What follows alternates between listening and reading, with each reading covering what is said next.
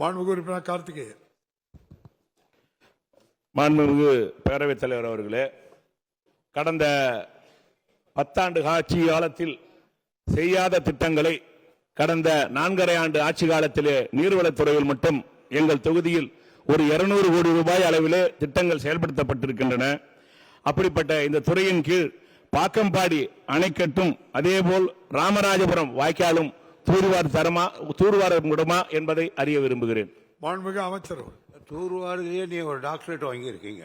அவங்க ஏரியாவில் கடந்த 4 ஆண்டுகளில் பழைய சிறுவாங்கூர் ஏரி புனரமைத்தல் 21.47 கோடி, பழைய சொரக்கால் ஏரி புனரமைத்தல் 10.89 கோடி, பள்ளிப்பட்டு ஏரி சீரமைத்தல் 14.65 கோடி, வேளாண் ஏரி புனரமைத்தல் 13.28 கோடி,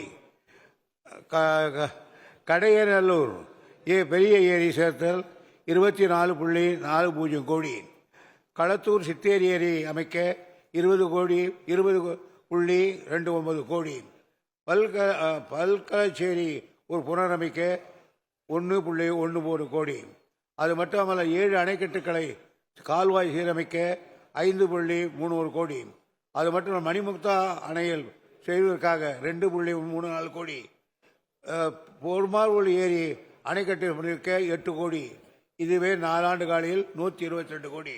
அது மட்டும் அல்லாமல் இப்பொழுது அந்த தேர்தலில் மற்ற ஏரிகளை எல்லாம் தூர்வாருவதற்காக 75 கோடி, மணிமுக்தா அணை பழுதடைந்த ஷட்டர்கள் புதிய அமைக்க 20.76 கோடி. இது ஒரு 95 கோடி. போதுமா? செய்திகளை உடனுக்குடனும் துல்லியமாகவும் தெரிந்து கொள்ள சப்ஸ்கிரைப் பண்ணுங்க.